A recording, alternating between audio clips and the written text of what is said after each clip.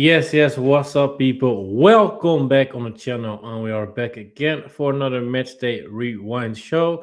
Before we're gonna start the show, and I'm gonna add a panelist, guys. This will be the last show for a couple weeks because after today, we're gonna focus on the AFCON because the tournament starts tomorrow. I will also do some transfer shows and videos as well. And after a couple weeks, we will be back again with the rewinds for the Premier League, Champions League, and all that good stuff. All right, people. I think it's now time to add the guests on. Big up Rory and big up UKIX. I hope you guys doing well. Yeah, I'm good, bro. Not too bad. Got the win, top at Christmas. What do you want me to say? Yeah, like I put in the title, 1-0 to the Arsenal. hmm Yeah, And by the way, Josh will raid you after when he's finished his stream, just to let you know oh that. yeah, big up. Yeah, thanks. Big up you and Josh as well. Was you on there with the ratings? Say again? Was you with Josh for the player ratings? I don't think I was there for the player ratings. I was just on there for like 15 minutes. Gave Oh my yeah, okay, thoughts. Yeah. fair. How you UK Axer? Could be better, to be honest. Same Probably for know me. why. Same for me. Just I had hope.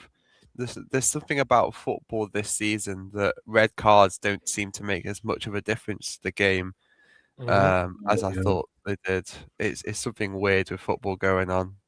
I don't know. It's rigged. No, I'm joking. But yeah, we had another moment with another one of my teams not being able to win when the other team gets a red card, so I could be better. Yeah, I understand. All right, guys, before we starting, don't forget to smash the like, subscribe if you're new to the channel, and also subscribe to Rory and to the UK Axe as well. The links are in the description. Takes 2 seconds, guys, so please do that for me. And all right, let's start with the game we just got finished in an hour ago. Arsenal winning 1-0 versus Everton. Rory, tell us about the game. Well, that was an eye bleacher for 96 minutes, if you ask me. I did not enjoy watching that game whatsoever.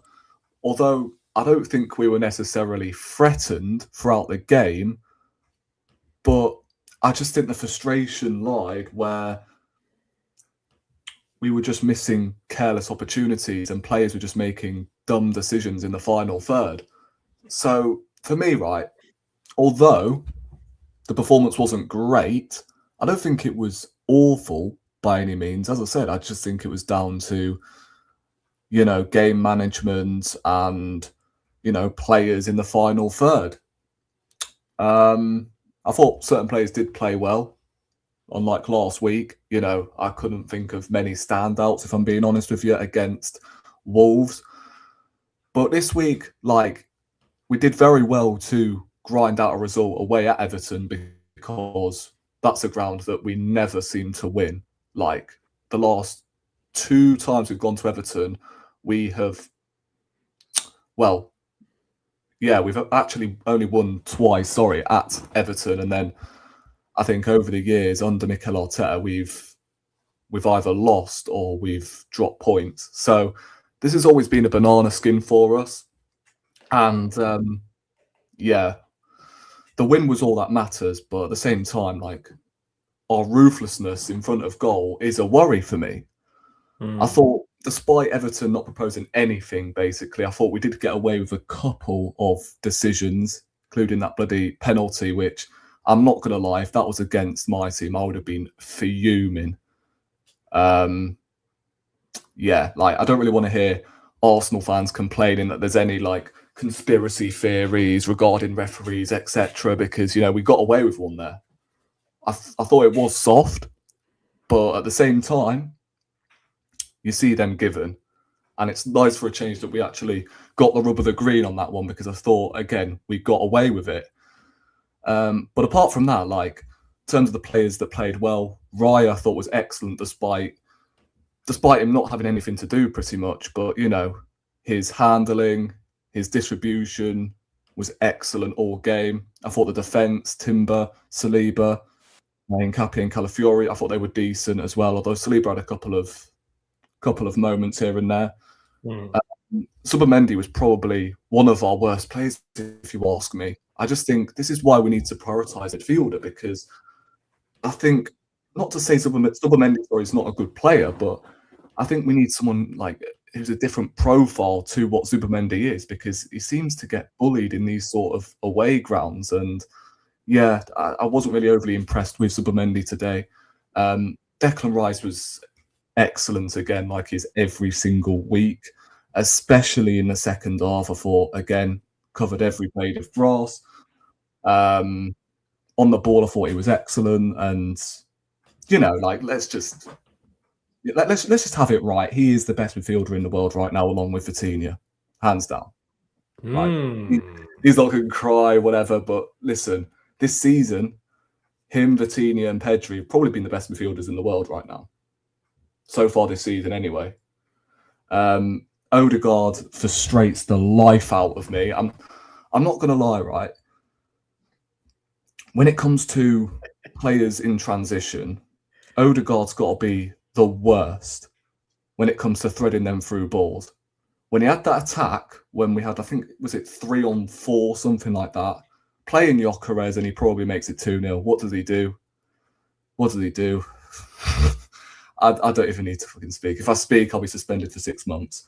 I thought, Saka had one of them games where I thought he had parts where he was good, but there were parts where he was frustrating. I don't think he was man of the match, but he wasn't poor for me. Trossard was okay here and there, but he should have scored. Like, he should be hitting the target from there. Like, how the fuck are you hitting the post from that distance? That is Trossard's bread and butter. Like, he is one of our most clinical players, and yeah, he's got to score and kill off the game. And then, Gyökeres took his penalty really well. I didn't expect us to give the ball to Gyökeres, but he scored the penalty. I think he should be our penalty taker, because he's ruthless from the penalty spot. And believe it or not, we were actually worse when he came off. So whatever you think of Gyökeres and whatever you thought of his performance, we were actually worse when Gyökeres came off. So listen, I'll take the point. Sorry, the points, should I say, not the points, because, if we would have actually dropped points today, then I think that would have been over for the title, because Man City from here, we all know like what they are capable of after Christmas. So if they were going to be top at Christmas, it would have been a wrap. So we needed to win tonight.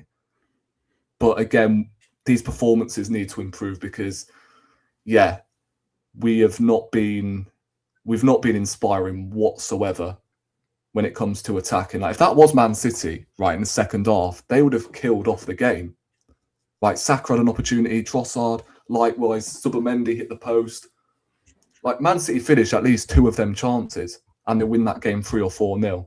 So this is the problem with us. We need to improve, like, when it comes to our ruthlessness in front of goal. But, we got the win against a team that, we don't really do that well against away from home. So again, as I said, I'll take the points, but performances just have to improve. And, speaking of Gyökeres, actually, I think I was being a bit too harsh on Odegaard. I think the only standout thing he actually did in that game was probably giving a penalty to Gyökeres. So that's probably the only bit of credit I'm going to give him, giving the penalty to Gyökeres. Apart from that, again, really disappointing. But, as I said, 3 points is 3 points, and we moved to, I think it's Palace in the Carabao Cup, right? So yeah. For me, it seems like this fixture is always happening around this time, December, January. So yeah. It's away weird, from man. home as well. Yeah, away from always for you guys. But yeah, like you said, big 3 points. And I want to hear AK's view about the result, because he, of course, Sport City, your rival. So, AK, talk about the Arsenal game. What do you think?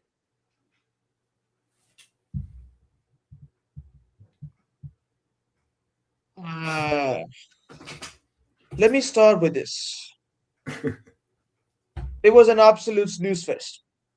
I can't lie. It was like, yeah, as Rory said correctly, yeah, it was an absolute eye bleacher for the whole 96 minutes. I had to watch man like Victor Gyökeres get a pity penalty, a pity penalty. Bless you. Oh, and yeah, do this celebration in front of the Everton fans, thinking that he's gonna get his confidence back after that. Other than that, Saka again, man, absolutely piss poor, piss poor. He was getting manhandled. He was getting manhandled out there on the pitch, but still got player of the match. Like really, Sky, man, the bias is just next level. I mean, he had a stinker of a game today, and they gave him a player of the match performance. And yeah, as for Zubimendi, again, absolutely shambolic. I don't get why Arsenal fans hype him up so much. Look, don't get me wrong, Zubimendi is a baller, but if he was in a different team right now, he would be absolutely cooking. But nah. Hold up. Do you mean like Yeah. cooking good or bad? What do you mean? Yeah, what do you mean by that? I mean, Zubimendi was bad. That's all I'm saying. He was bad today. I agree, but like, is he? At the same time, you said that Arsenal fans overhype him, and then you've just said, "Oh well, he's a baller." So No. you've told us like why do Arsenal fans always? Let me clarify, hype him, Rory. then Rory. 2 seconds later, you've just said, "Oh, no, he's a baller." So which one is it? Let me clarify here. Look, All right, cool. I've seen enough of Zubimendi when he was at Real Sociedad. He used to get goals. He used to be clutch for his side. That's what I meant. But I'm saying in Arteta's system, I don't think he'll thrive. That's all I'm saying. Right. Zubimendi scored 2 goals last season for Real Sociedad. So I've just rebuffed that argument. Rory going with the stats. Oh, I see. He scored 2 goals, 1 assist last season. So I'm sorry, AK, but I have to get a yeah, I'm not sure about him being clutch for Real Sociedad because, you know, let's be honest, he was never that sort of player. And believe it or not, so far this season, he's actually matched his goal tally in 1 game. So I'm not sure about that, but, you know, carry on. Oh yeah, whatever, man. You start merchant. Yeah, I don't care. I don't care about the you start merchant. Yeah, first of all, I'm more of a night test rather than stats. By the way, remember. And today, what I've seen of Zubimendi, he was just getting bullied out there. And Odegaard, man, oh my God, again.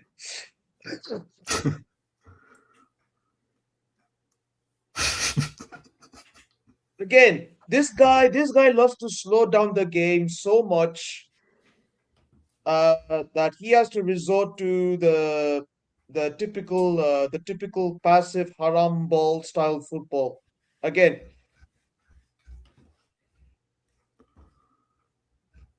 I don't get why Arsenal fans overhype this guy so much. He is absolutely subpar, to be honest. He is absolutely subpar. I don't get why they compared to Kevin De Bruyne in the first place.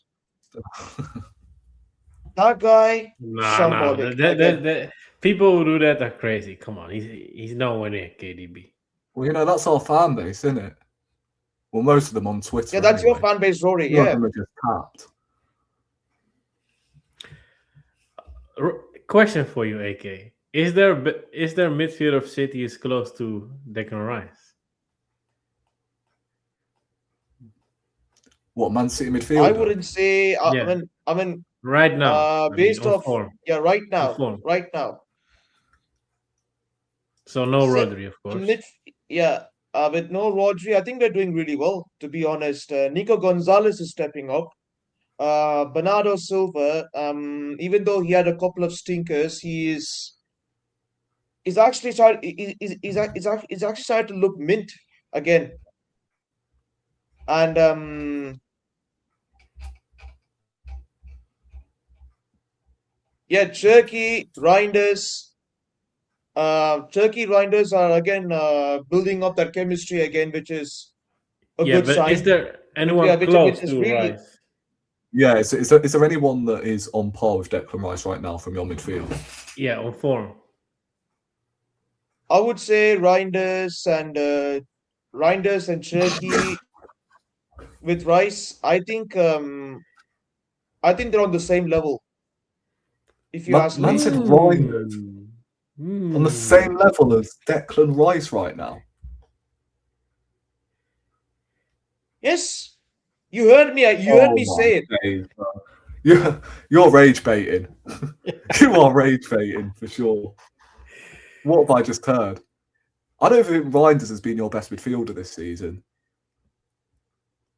From what I've watched him anyway. Who do you think is better right now for City?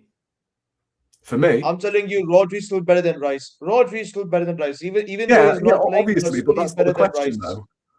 On form right now, who's on par with Declan Rice from your midfield? Cherky. So you've gone from Reinders to Cherky.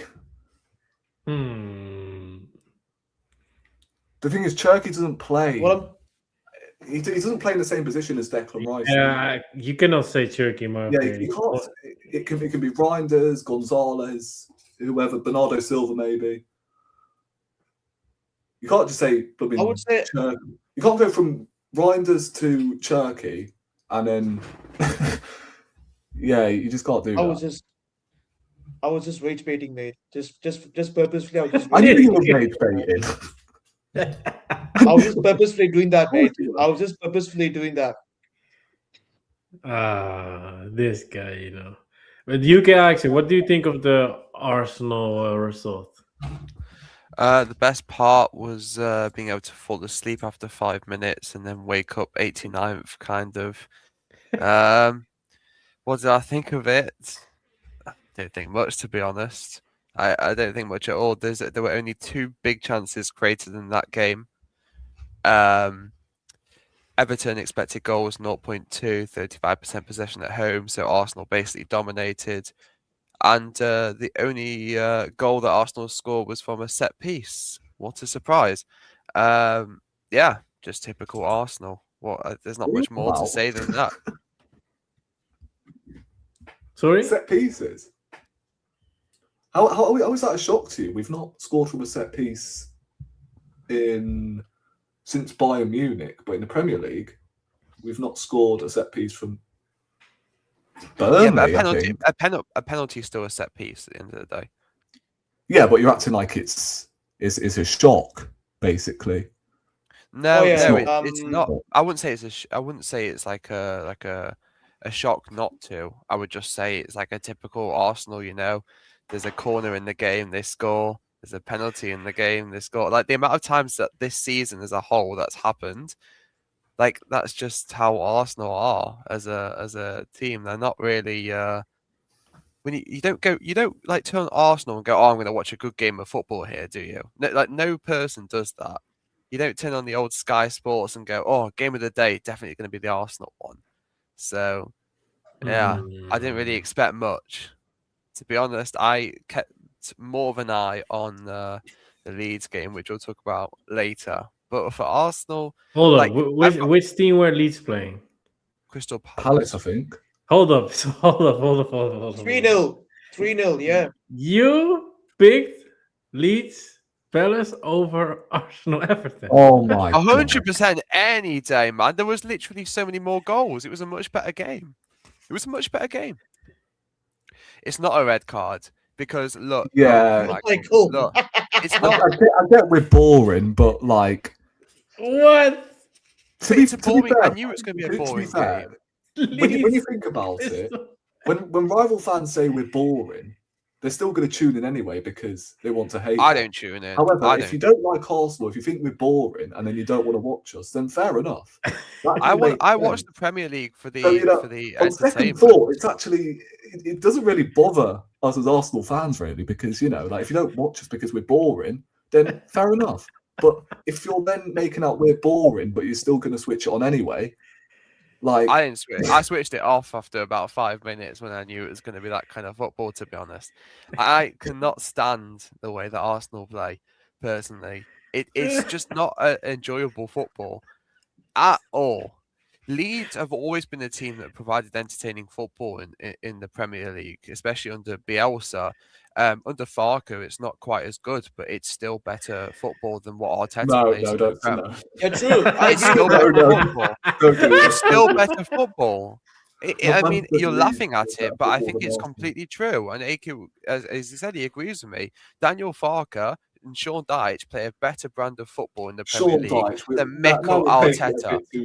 No, I think it's I agree with that, absolutely 100%. dreadful football. I think it's dreadful football. No. You know what it is about Leeds, right? They're playing with a lot more freedom because they literally have no expectations, basically. Yes, but Man City are 2 points behind you and they still play a better brand of football than you do every week. Thank you very much. Thank you very much. But that's Pep Guardiola, I absolutely for do not. sake. Yeah, and who was That's Pep Pep Guardiola's Guardiola. assistant? This guy's been Who doing was it his for years. assistant? What are we doing here? Who learned of Pep Guardiola for most of his managerial career? Arteta, but he did it And- for a short spell of time, and then he decided to revert to Maresca, obviously, yeah. But even Maresca plays a better brand of football. Like Exactly. Arteta does not play a good brand of football. It's not good to watch. It's not good to watch in the slightest. The thing is, it's entertaining for you because you're an Arsenal fan, so the result matters for you. But for someone watching it that doesn't care about the result, because, for example, me as a Manchester United fan, we're not competing with Arsenal at all. That's fair. I would rather watch a game that I knew had a better brand of football, which is Crystal Palace under Oliver Glasner. So I don't think it's a bad take. I don't get the bad take about it. I honestly disagree with you because I literally just said that if you don't want to watch us I play want my because red we're card boring, rescinded then on watch VAR, someone please. else. But if you say we're boring, but you're still going to tune in to the game, then it doesn't make sense, does it? I didn't tune in, man. I watched 5 minutes in hope, and then I turned it off. That's tuning in. Yeah, but Yes. what's Exactly. But yes, Exactly. but there's living in hope, and there's Got watching the him. full thing through. There's living in hope. Oh my day! I couldn't Can we believe have you. a poll in the chat for like a VAR? No. red card? You're No, the I first- can't. I can't. think you- Every time I come on, I get like an instant red. I'm like Sergio Ramos. Yes. I've like got no chance. Because you just, bro. How can you pick Crystal Palace, Leeds United over Everton, Arsenal? Because Oh Arteta my ball The fact is you not tuned in for enjoyable 5 minutes as well. That's just. If you knew like how the game was going to go inside 5 minutes, then you might as well have just not watched It wasn't the quite game. 5 minutes. 5 minutes is an exaggeration, but I tuned in to the point Why where I would was you like, tune in for the first 5 minutes, though? why would I tune in? Why would you tune in for the first 5 minutes? Because I knew I had to be on Matchday Rewind, so I had to say I've watched it, to be honest. Wow. 5 minutes. For 5 minutes. Jesus Christ. But I don't want to watch it. That's the truth. Oh my days. For 5 minutes. How are you supposed to analyse the game if you only watch 5 minutes? Because the rest of basically the game was the first 5 minutes times what? Well, if I do my times tables, 5 times. This is crazy. Oh my man. God. Was there another game you watched though, UK accent?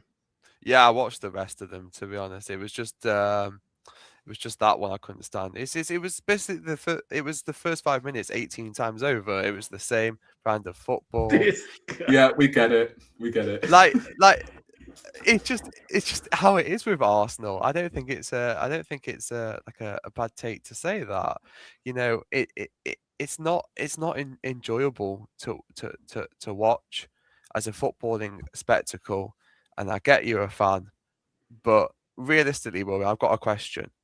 if you could say you could get the same results, but you could improve the quality of football, would you agree that there's quality of football to improve on from Arteta?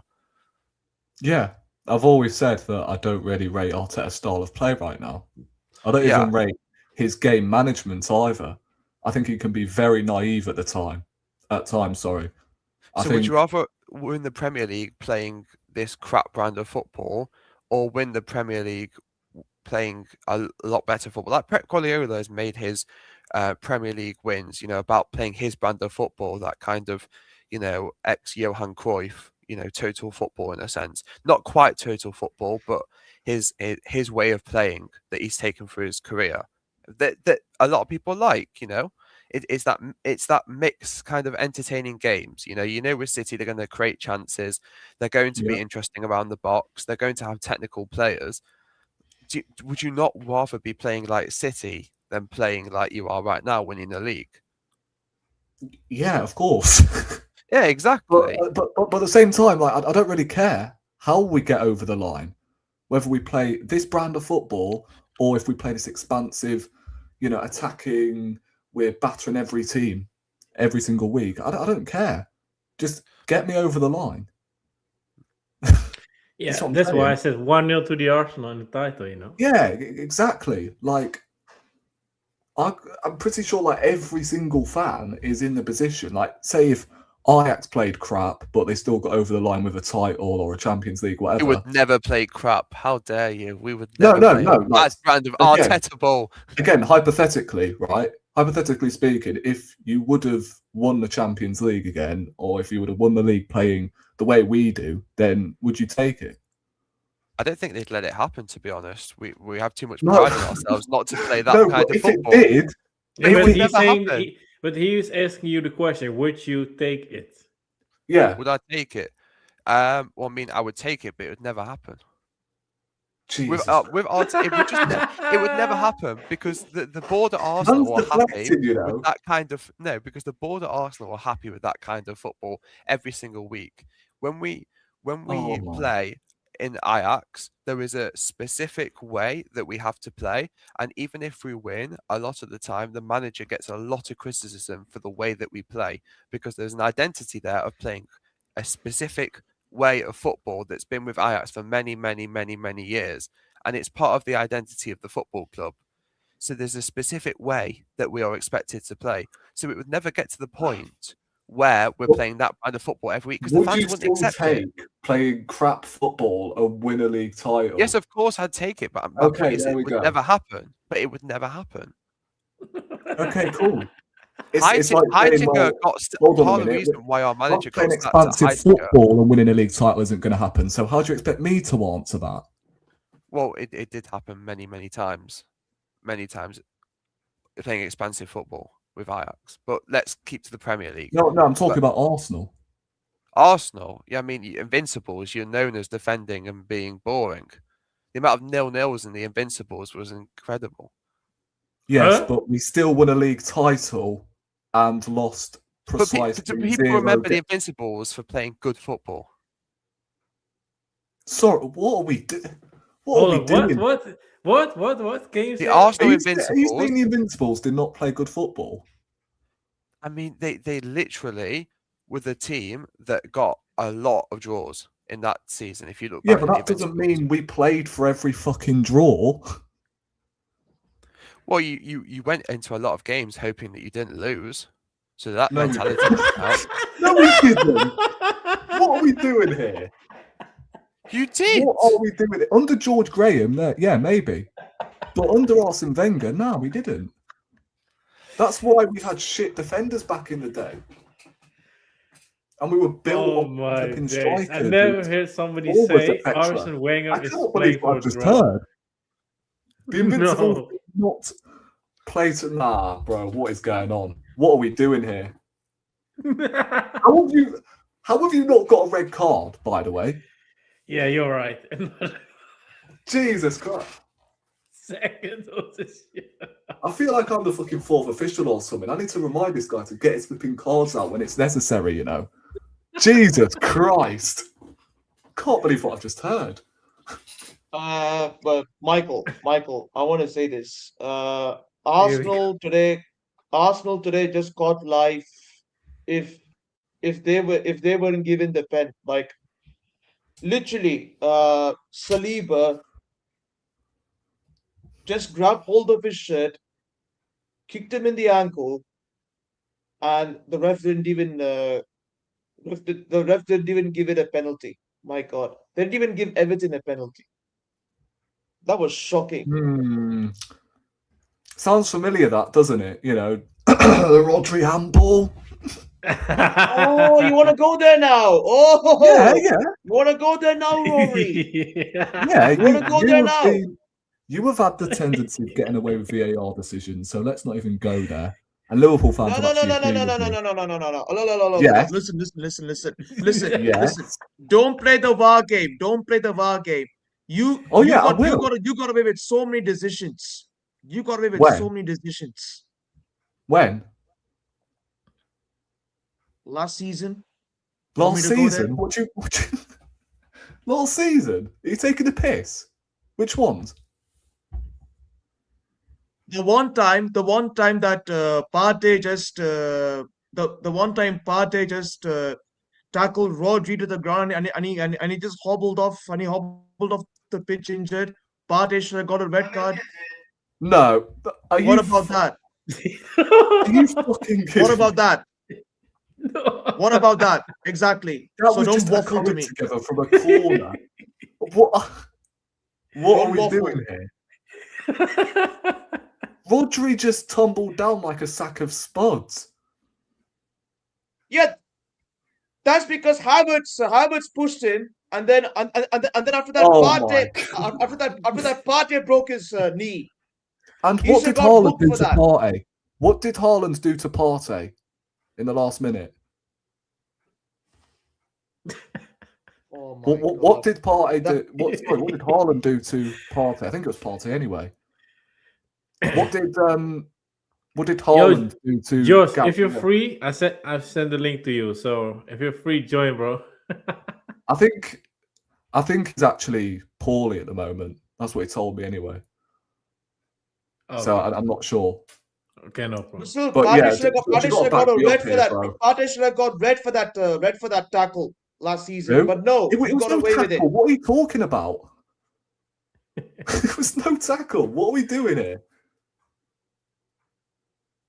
Oh, I swear down.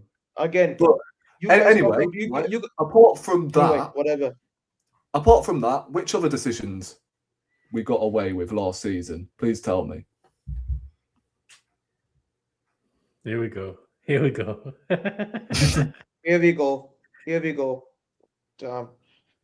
Cool. Yeah, no problem. Join, bro. See what I mean? This guy is struggling. What do you mean struggling? I mean, like, you love to play this game. You love to play this game with me. You love to play this game with everyone about getting away with VAR. You just don't like facts, though. You just don't like the facts. And then you just divert as if we've got, decisions that basically we got away with last season. So I don't... What do you want me to say? No, I swear down. No. I could give you decisions last season, and I'm not the ones to blame referees, right? But I can think of plenty of decisions that, went against us last season. But anyway, like, what does it matter? Because we finished second and won nothing. So it didn't lead us to anything. So why are you telling me that, we got away with certain decisions last season? They led to nothing anyway. So who gives a fuck about decisions last season? Look, I'm not the one to I'm not the one to blame it on refs and all that, but then I'm telling you, the refereeing in the Premier League is absolutely atrocious. That's all I'm going to say. Okay, fair. The fact you said that, you said that, and then you were like, I'm not the one who blames referees after when you've just had a go at Arsenal. I don't.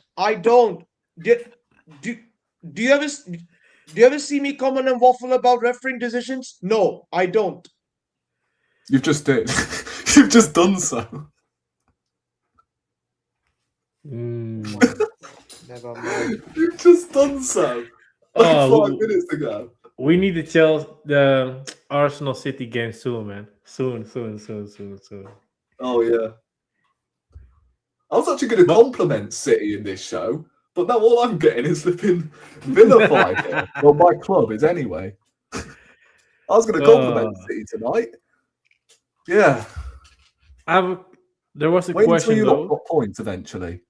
Again. But yeah, there was a question. Evening, lads. Who do you think will win the league, City or Arsenal? Let's start with the UK accent. What do you think? City. City. Ooh.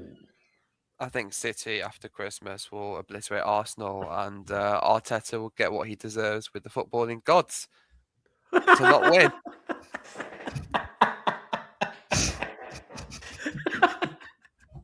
What do you think, AK?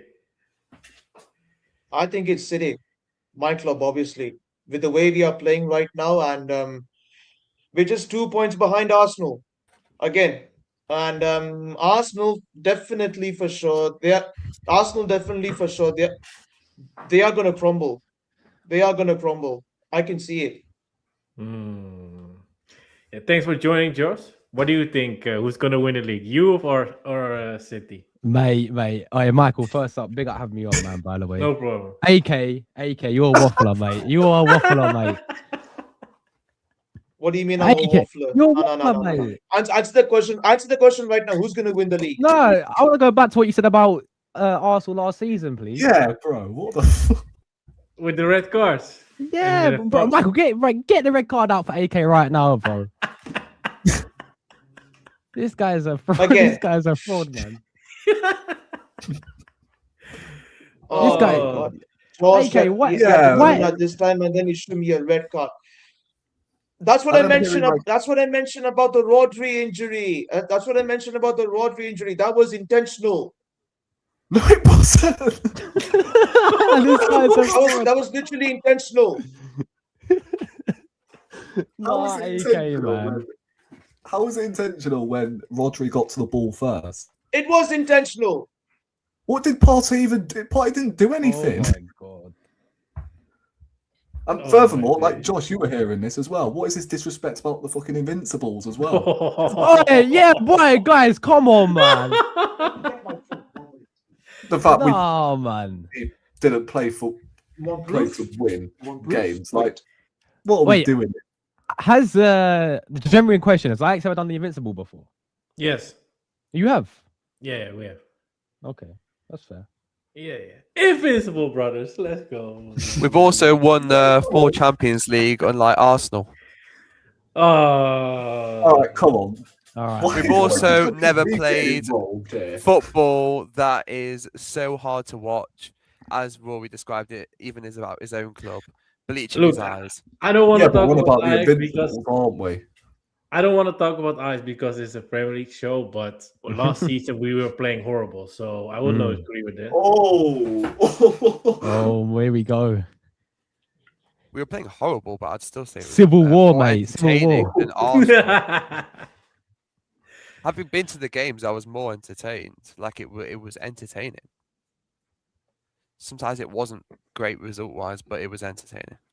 But you don't think the Invincibles were entertaining for? No, I think the Invincibles were entertaining because they definitely had, like a lot of attacking football. But the thing is, they knew how to shut down a game, especially if they were in a winning position. And that's why, if there was a threat in a game where they were going to lose, they would take the draw. And for me, like, I don't really always want to take a draw. I'd rather my club like throw the kitchen sink, even if it's currently a draw, rather than losing. But that's just my way of watching like football. I want to be entertained because it's an entertainment sport. And yeah, I think it's a great achievement what they did. And yes, they won a lot of games. They didn't lose any.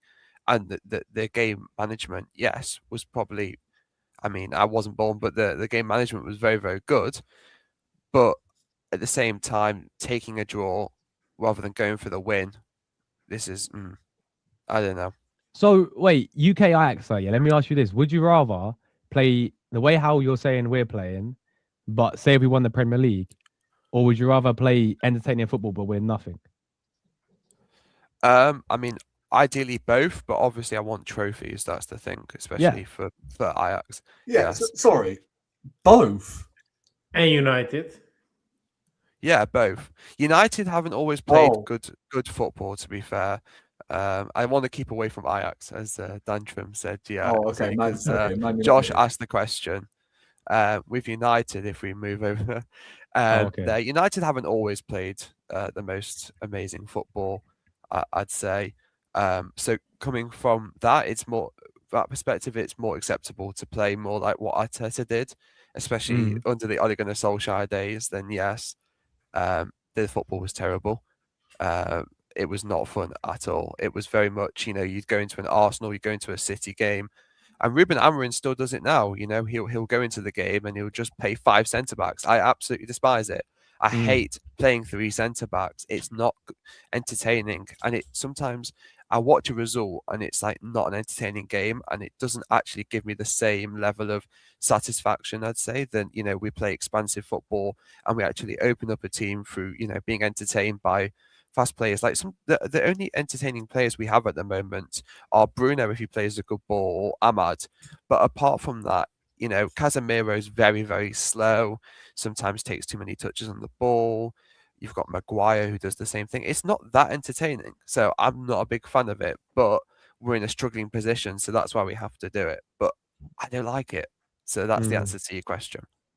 No, this is my point. Like, I don't even like the way how we play under Arteta. But if we play like this and win the Premier League, bro, me and Rory, we're not born to see us win the Premier League. We was never born. Bro, we've gone like 22, 21 years without winning the Premier League title. We're starving, bro. Like, I don't care if we win the game 1-0 every single week and we still go on. And if we win the Premier League out of it, cool. I get if we don't, then yeah, it's a huge problem. But the thing for me is, like, we used to have this as well under George Graham, like typical 1-0 to the Arsenal. But the difference is, like, he won out of it, man. And that's, for me, that's the bigger picture I look at, is the aim of the game, really. And for a club like sizes of Arsenal and for Man United like yourself as well, even like Ajax as well, like you're not a massive club. That's the standard right there. I was listening a bit, like, I like your mentality as Ajax fans and the standard that you guys have. Because you're talking about, I was listening a bit before, you're talking about if a certain manager has to get to a certain standard at your club, right? Yeah. Otherwise, he'll get really criticized. It's like when you had Rory, right? He was top of the league for you, and then you capitulated, right? After that, and then he left, or did he get sacked? No, he left. He left. Like, man found a shame and he left. Fair play to him. But that's what I think our big clubs, like Arsenal, for example, that should be our standard as well. Like, for me, we've gone 5 years without winning anything. And I'm still seeing people today say, look at the job that Arteta has done to get, we shouldn't get rid of him, even if he wins nothing at the end of the season. That's what I've seen today. It's still like, oh, you can't sack this Arteta guy, because look what he's done for the club and all that. It's like, this is the standards. I don't know if you've seen I don't know if you've seen the rumours, Josh, by the way, about Arteta needing a break. Apparently, this guy's been on break for 5 years. What does he need a break for? Yeah, I saw that. It was interesting the other day, saying that he don't see himself as a long-term manager. I remember saying, though, I think when Berta got appointed, that this could be the end for Arteta, like after this season. I remember saying it as well. I think, like, with Andrea Berta, I don't think, like, from Simeone to Arteta, I don't think it's going to last long until he's going to be like, am I really convinced that this guy's going to get us over the line? Obviously, it's not his job to sack him, but it's also down to him to offer him a new contract. So, that's true. This is why I was a bit like, well, I'm not sure if Berta will stand with him really and stick with, what the current the current process is, although there's no process at the moment because we're in a position where we need to get over the line. So that's the thing. His contract's extended. He's only got one after next year, 2027. Yeah. So Interesting. would you take Antero at Ajax? Of course. Of course. I would. Really? Of course. with no hesitation. Are you serious? I Are would you not. serious? Are Yeah, you I will take serious, him. Michael? I wouldn't. Are take you him. serious? Wait, AK, you fraud. AK, hold on a minute, AK. When Pep goes, you take Arteta, right? No way. I don't want that lemon squeezer near my fucking club again. No way. Oh my way. day. No, I will take him. Would you take Enzo Maresca back at Man City? I mean, I would, but there are so many other potential winners out there who I could actually take. I could take Company. I knew it. Enrique. Company. Enrique. Yeah. I would take Glasner at this point. Then Iriola. Over Arteta. Maresca, obviously. Ariola? Yeah, over Arteta. Over Arteta any day. Over Arteta any day. Dude, this is the thing. Like, do you not think Iriola gets a bit like? Yeah, we're he talking about Man City here. It's a bit overhyped. Yeah, man. They did exactly the same with De Zerbi, by the way. Yes, exactly. Everyone gassing up De Zerbi saying he's going to be the next Man City manager and all that, bro. Yeah, He's Like, not doing bad. Yeah, for Marseille. he was He's just doing doing well his for own Marseille. thing. But we're talking about him managing a proper, Yeah, big, fair. like a top club that has been in the recent seasons, like Man City. Like a lot of people were saying with when Arteta goes, they say they want Iriola at Bournemouth. Like, he's done good for Bournemouth, but we're talking about these big football clubs here, man. You need to get an experienced manager after. Yes, bro. Yeah. We need to get a winner next manager, bro. A winner like flipping Enrique or flipping my guy Conte, mate, from Napoli. You know. Yeah.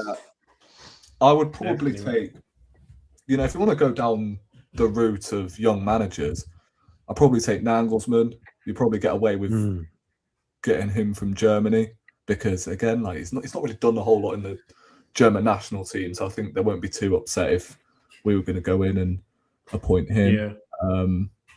I wouldn't even mind Fabregas. I really wouldn't because I think the job he's done at Como is quite underrated. He's doing great things over there. Yeah, I wouldn't say no to him, but obviously he wouldn't be my first choice, if that makes sense. But obviously, like, Noodlesman. Noodlesman. That might be a typo. Noodlesman. This is not a disrespect, man. Noodlesman. Yeah, like Nagelsmann's actually got over the line, bro, and he's a young and up-and-coming manager. I would take Nagelsmann, bro. Deontay supports Germany. I would actually take Nagelsmann. I would actually take him. AK, what about the guy behind your head? What about that guy? Aguero. I would take him as well, yeah. I would take Company. Why Wrong not? one, mate. Wrong one, Rory. Yeah, Company. no, you already mentioned Company earlier. That's why. Yeah.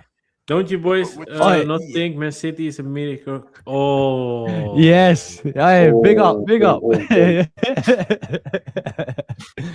do you think of this, AK? You can call us a mediocre club all over you want, yeah, but for the past 10 years, we have dominated the league. We've won 4 Premier Leagues in a row. 4 Premier Leagues in a row. No club in England has ever done that. We have done it.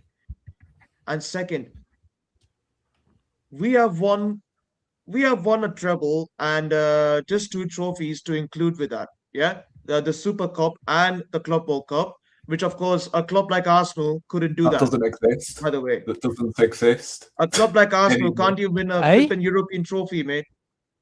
Well, AK, I've got a question. we won European trophies in the past, AK, mate. We have won European trophies in the past. We have 2 AK, European what's trophies. more We plus? have 30 No, it's the league Cup titles, Winners' 1 Cup, mate. FA Cup. That was the Cup Winners' Cup. I'm talking about Champions League. AK, we're still a bigger club than you, mate. Do you have a Europa AK. League? Do you have a Yeah, Champions we are. League? No. We're a big AK, mate, we're still a bigger club than you, bro. by far. And which is, AK, what's And- more plastic, and your club or your Josh, your Josh, camera? Josh. We're just We're just 3 points behind. I mean, look, we're just 3 trophies behind you, mate. We're just 3 behind you. AK, we you will didn't hear overtake that. you. AK, do you hear that? We're Do you just not hear 3 that? trophies behind you. We're just 3 trophies behind you. We will AK, overtake did you not? AK, did you not hear that? Say it again, please. For viewers who didn't hear, I said, "What's more plastic, your club or your camera?" Wow. Again. Oh my god. And people are trying to roast my camera more than Arsenal. Wow. They're aiming at Yeah, because it's like you've plastic dropped more it than down they're your loo, aiming at the bro. camera more than plastic, mate. Wow. Bro, it's like it's been down your Absolute rage toilet, baiting, bro. man. This is absolute rage baiting. Oh my Uh, guys, let's move on to the next game. Liverpool won 2-1 versus Spurs. Did you watch the game, UK Axel? Was that the Spurs game? Yes. Yeah. I did watch the game. The thing that I really did not like is, for me, that Simon's red card was not a red card. What? I don't think it was a red card, personally. No, come yo, I don't think it was a what? red. No, fuck. Come on. No. I'm sorry. Come But on. you know what they're gonna do. You Man, know what I'm they're not going to get a red card, but I don't think it was a red, personally. I Nah, mean, it's a clear red, we can bro. have a debate otherwise, but for me, looking at the game, it wasn't. I watched it on the replay. I was like, I don't understand. I mean, I yeah. will quickly rebuff that. Studs down the calf is now not a red card. That's what I'm hearing, apparently. Just saying. Because if you think that's not a red card, like, come on, bro. That's mental. The thing is, he's running right behind him. And it's not gone intentionally. He's taken a. Van Dijk's changed. Wait, it wasn't. Was it Van Dijk on the foul? Yeah, Van Dijk. Yeah, Van Van Dijk. Dijk. So Van Dijk slowed down, right? So he's slowing down very quickly, and Xavi Simons is trying to press him. Look, so from the still angle, it looks bad. It looks like he's gone in for a tackle. But what's happened is that because of Van Dijk's changed his direction so quickly, and Xavi Simons has the momentum going into that tackle, he's gone a step forward, and it's hit Van Dijk's back of the calf. Look, it looks nasty on the camera, but what else is he supposed to do in that situation? Not scrape his studs down his calf. That would probably be a good start. Yes, but that's like, it's not a deliberate going for the ball. He's running. Van Dijk. Not all red cards are supposed to be deliberate, by the way. No, I get, of course. But if you watch it in, like, you're looking at a still shot right now. But if you're watching it from a moving shot, if you slow it down a million times, everything looks terrible. But if you do it a much quicker pace, and I don't know if Michael can do it in real time. No, I cannot do it. If he were to do it in real time, for me, it's not a red. It's just one of those things in football. I don't think you always see them given as a red. I can't remember the last time I've seen that given as a red. Oh my days. Bro, oh my. Maybe when was the last Gordon? time? Anthony Gordon, maybe against Van Dijk. Funnily enough, I think it was Van Dijk anyway. Yeah, Van Dijk He's always the victim. Yeah, exactly. But that was given as a red card. Yeah, I'm just watching it. Trying to get a replay of it now, but for me, it just wasn't. But I don't know if any of you agree with me. If you don't agree with me, great. But bro, you even see, right, when players win the ball, but their studs are like ankle length. It's a red yes, but card. that studs up. Like, if going for the tackle, they can see what they're doing. But you can slide your foot along. It's from behind. It's very different. He's not trying to get exactly to the ball. When you're face on with someone and you're running into a slide tackle and you tackle over the ball, or you lift your studs up, then yes, it's going to be a red card. But if you're going into a tackle and you're keeping your studs down on the grass and you're sliding in that way, you're not going to get a red card unless your foot flicks up. You're always safe in that situation. It's very different when you're running behind someone and they stop quickly and you're in the middle of running. He's stretching to get close to Van Dijk, and Van Dijk's just stopped. You can see he's got his arms out because he's trying to stop himself and he can't. So for me, it's one of those things. I just don't think it was a red. Okay, let's move on to what you think of the Liverpool performance in the rest of the game. UK accent. For me, trying not to mention the red card, but obviously a red card means that you go down to 10 men. I think it was always going to be very difficult for Spurs in that game. The momentum completely shifted after the red card. From the 33rd minute, Liverpool had control all the way up to the 81st minute until there was a bit from Tottenham, and then there was the second red card. But the momentum of the game completely switched after the red card, and Liverpool pretty much dominated in the second half when they figured out a game plan against 10 men.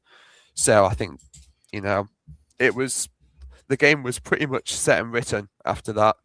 So Liverpool did well, but it's difficult to judge how well they did, especially when they're playing against 10 men. Okay, fair play. Josh, did you watch the Liverpool game? Josh, you're on mute. Bro, my mic's messing around. Sorry, what'd you say, bro? Literally, you went quiet for the whole thing. Did you watch the Liverpool game as well? Nah, I just saw the result, man. I didn't, bro. I've been so unwell, man. Honestly, so I literally get well soon, bro. Thank you, man. But nah, yeah, I saw the result. Look, I mean, I look at them. What they're fifth now, gone up to fifth. Yeah, I think they're fifth. I heard about Isak going. Did Isak get an ACL injury or the MCL or something? He might have done. Knee? So. That's crazy, man. That's crazy, honestly. But I think look, in the recent games for them, they beat Brighton 2-0. I just look at their defense, man. Still, I think they really missed out on Gay personally in the summer window, man. But listen, it's as an Arsenal fan, it's great. It's great to see the scum, mate. Where they are right now, even with Thomas Frank as well. By the way, let's have a look. 13th, mate. They're like 13th. 13th in the league, mate. Yeah. Oi. The thing is, they look us boring when you could argue Spurs are more boring than us. That is true. Because how did they win the Europa League final again? Oh yeah. Oh mate. Shit. And then so far this season, they've translated it to the Premier League and appointed an equally pragmatic manager. That's the thing with them. So, at this moment in time, they're throwing stones at glass houses, isn't it? So, yeah. Fair. AK, what do you think of the Liverpool result versus Spurs 2-1 victory?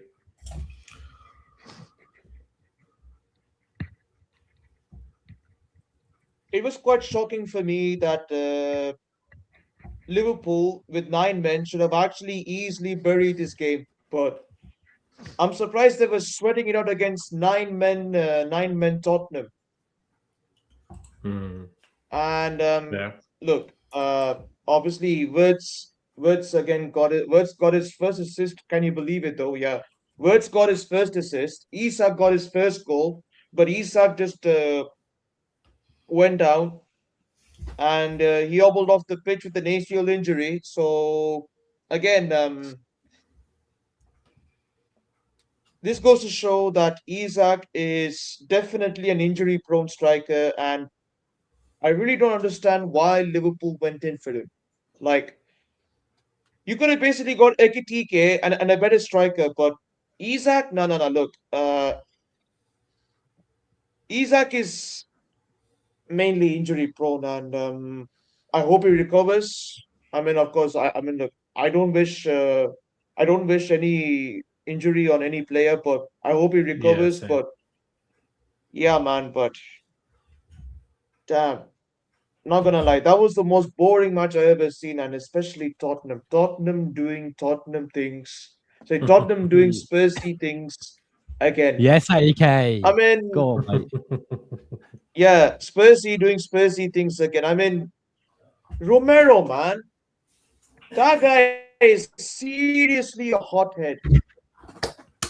Another That red guy is card. seriously a hothead. Another red card, man. Yes, Yeah. AK. What do you Reverse think? the red card, because, yeah, What do you think, Rory? yeah, of but what do the- I? Oh, you were not done. Oh, sorry, AK. I thought you was done. Go on. Oh, sorry. Oh, so sorry. Yeah, but overall, I'm gonna say fair play to Liverpool.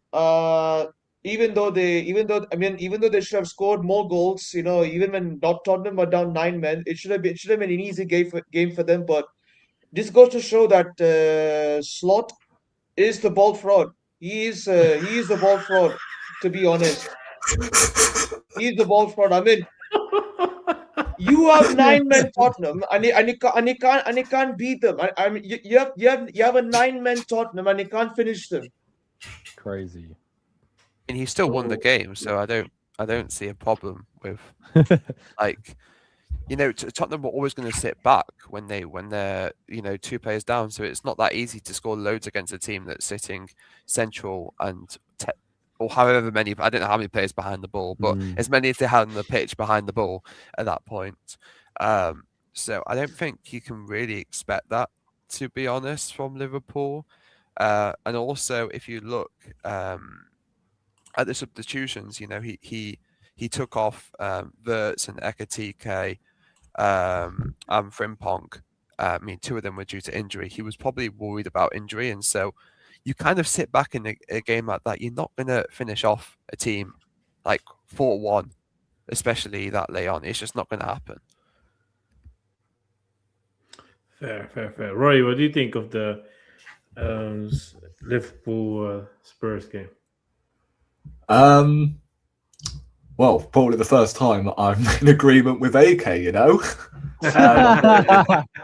Yeah, very good. Let's go. I thought both teams were absolutely embarrassing, Firstly, Liverpool, right? Pretty much all hands on deck in the last 10 minutes or so. In fact, throughout the whole game against 9-men Tottenham is just mental when you think about it.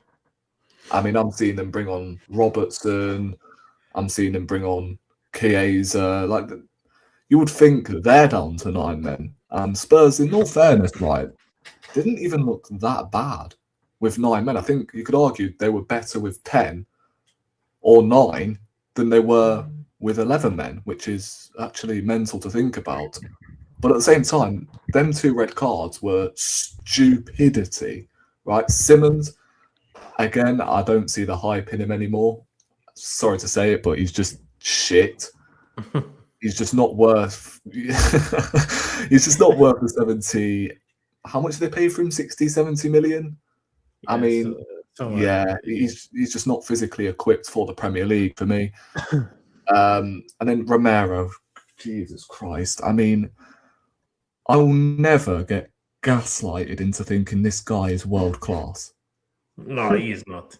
There's always that debate with, Romero, Saliba, who's better between Romero and Crazy, man. No way.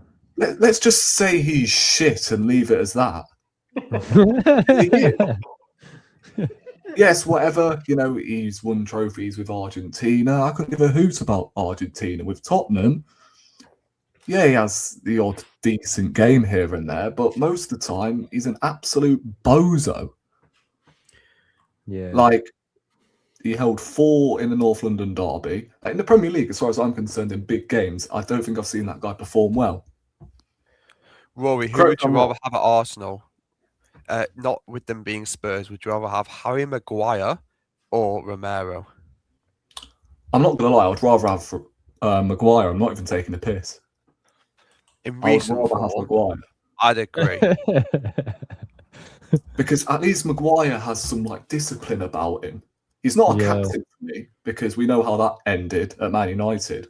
But at least he has some damn discipline and he's actually clutch at times. So yeah, I would probably prefer Maguire over. Harry Maguire's our most clutch player at United this Yeah, year. bloody Romero. Yeah. Harry Maguire tomorrow is going to come on and he's going to score the winner. He would be. He would probably be Tottenham's best attacker right now, because most of them are shit. Harry Maguire's a good striker. He's a good striker. I've never seen the hype in Kudus, to be honest. I've not really rated him apart from no. That's your boy, Michael. Look, he's a good player, but the problem, in my opinion, is he's too selfish. Exactly. He's caring more about the skill moves and stuff like that than actually doing something in the game. That's the problem. The thing Tottenham are trying to do is what Arsenal are doing right now, just giving the ball to Saka and hoping he can, produce some magic. Kudus, I don't think, from what I've seen in his tenure in the Premier League so far at West Ham and Tottenham, he's not that sort of guy. At least Saka, right, whether he's performing poor or whether he's performing well, he has that gene about him where he can just decide a game. Kudus doesn't have that. For me, anyway. Fair. I thought at times he really did slow Tottenham down when it comes to attack, when it comes to the attacking side of things. Richarlison, this guy is just too funny because I've never seen a striker of Richarlison's ilk score so many irrelevant goals. I mean, he scores every time they're either losing the game or it's, a consolation. It's madness when you think about it. They're already winning, and then he just scores an overhead kick. He's like, not the time, Richarlison. I don't know if you guys saw the celebration as well he'd done. He started choke holding bloody Ekatike, and then he started screaming, I can't remember who it was, but he started screaming at some of the Liverpool players. I'm like, you're losing, bro. What are you playing at? It's 2-1. Get back to the center. Bro, he's the same guy who posted a highlight on his TikTok from his Europa League final minutes. Ball coming from there, him doing the first touch. That's his fucking thing he posts on his fucking TikTok. So that's his highlight. Celebration as well does my head in. The pigeon celebration. I don't think we've ever seen that at Tottenham, by the way, apart from the goal that was disallowed. Or no, it wasn't disallowed. I think it was away at Anfield, actually, funnily enough, where he scored that equaliser, and then Liverpool went down the other end and made it 4-3. Yep. I don't know if you remember that game, but it was crazy. Yeah, I think that's the only time we've seen it. And to an extent, I do kind of feel bad for him in a way that all of his goals for Tottenham have been either from a consolation or he takes his top off and the goals get infinitely disallowed. So, listen, I think Spurs sort of shot themselves in the foot because I thought Liverpool were there for the taking. I thought they were absolutely dreadful, but so were Tottenham pretty much. And for me, like Thomas Frank, I've never seen the hype in this guy. I don't know why they decided to appoint a manager of that ilk when you had a manager already that won you your first trophy in 17 years. Oh, but you finished 17th. Who cares? The aim is about winning trophies. But they sacked him. And then they brought in a manager who has never won a trophy and is very pragmatic. I don't even know what Tottenham fans want in a manager anymore because they hounded the likes of Conte and Mourinho out because they played boring-ass football. Right, then they wanted, attacking football. You get what I'm saying? Right, and Postecoglou, they appointed him. They got it. They wanted him out. And now they've reverted to the narrative of, oh, no, we want a coach, a proper coach. How's that working out for you, buddy? Yep.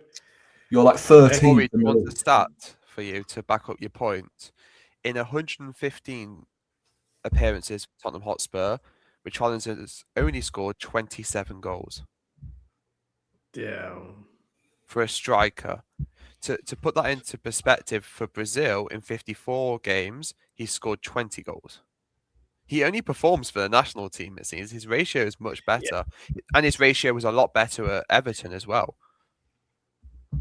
Fair, but he's lucky that the Brazil generation was shit, especially for the striker position. Otherwise, would never play for Brazil. It's a disgrace, in my opinion, that he even is still playing for the Brazil national team. If you look at the strikers they had in the past, but yeah, you're right. His stats for Brazil are not that bad. All International right. football is easier, to be fair. You can't really compare it to the Prem. You know, it's not the same level, intensity. You know, it's easier to score goals in international football. Sometimes. I remember that game Diogo Jota last time playing for us before we lost. Yeah. All right. I want to move on to Chelsea versus Newcastle, the 2-2. The fraud 10 was supposed to be here, but I don't know where he is. So He's hiding again, Michael, bro. Who? He loves to hide, bro. He came in my chat trying to give it all the large today as well, bro. Wait, who's this? 10, 10, mate. 10, Oh, the 10. Joker. This Joker, man. Seriously. If you see this 10, where's my red card? Red card. But yeah, The red card, bro. his striker scored 2 goals again. And I want to talk about that because he's having a pretty decent season so far. And I'm curious to see Josh and Rory. Would you take him instead of your striker you have right now? No, I wouldn't. The Newcastle striker, Woltemade? Nah. Yeah. He's good. Ooh. He's good. Like, but Yeah, I do rate him. I think Arteta would somehow get the best out of him, you know. I will say this now, I think he suits our system more than Gyökeres does. Because, you know, all it takes is just give the ball to Saka and then we'll just spam crosses all game. Because he's like 6'7". Oh, He's a bit taller, so he can get the headers on the defensive corners, you see. Makes it good for Arteta. Oh my days. Oh, no. You know what? I'll just shut up for the rest of the stream. Okay, you know what? Would you take him at United instead of Sesko, mister? Yes, I would take him instead of Sesko. I'm not impressed by Sesko. Do you not rate But to be Sesko? fair, every Yeah, bro, he's shit. yeah, Bro, all any- our fans any are talking striker to him, man. United. Yeah, Bring this back is the only Weghorst. reason why some have actually turned on Gyökeres because they were all waxing lyrical. They all about wanted Sesko. No, I was never waxing lyrical about Sesko. For me, I wasn't. It's very difficult as a striker at United, which we'll probably talk about later in the show, because when we talk about the United result, but we don't create chances, and basically we're playing Mason Mount as a striker at the moment. That's like the level we've gone to. So, yeah, I'd take anyone. But Sesko's injured; he's hardly played, so he hasn't had a run of games. Fair. I know you, of course, got the best striker maybe in the world, Haaland, AK. But would you take him at City? Maybe in the future, Woltemade? Who, Woltemade? Yeah.